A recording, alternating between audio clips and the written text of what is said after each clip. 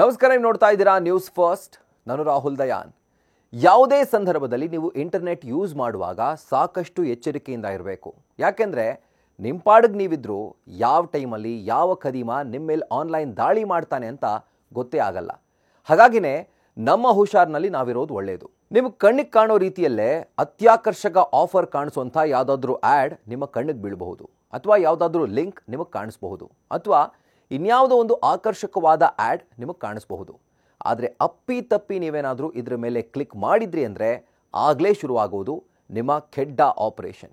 ಯಾಕಂದರೆ ಅಂಥ ಲಿಂಕ್ ಅಥವಾ ಆ್ಯಪ್ ಜೊತೆಗೆ ಪೋಸ್ಟ್ಗಳ ಮೇಲೆ ನೀವು ಕ್ಲಿಕ್ ಮಾಡಿದರೆ ನಿಮ್ಮ ಸಿಸ್ಟಮ್ ಅಟ್ಯಾಕ್ ಆಗುತ್ತೆ. ಇಲ್ಲಿ ಕಾಲ್ ರೂಪದಲ್ಲಿ ನಿಮಗೆ ಸ್ಕ್ಯಾಮ್ ಆಗಬಹುದು, ಅಥವಾ ಮಾಲ್ವೇರ್ಗಳನ್ನ ನುಗ್ಗಿಸಿ ಸ್ಕ್ಯಾಮ್ ಆಗಬಹುದು, ಈ ಥರ. ಸೊ ಇದರಿಂದ ತಪ್ಪಿಸ್ಕೊಂಡು ನೀವು ಸೇಫ್ ಬ್ರೌಸಿಂಗ್ ಮಾಡೋದಾದರೂ ಹೇಗೆ? ಅದಕ್ಕಾಗಿ ನೀವು ಏನು ಮಾಡಬೇಕು ನೋಡೋಣ ಬನ್ನಿ.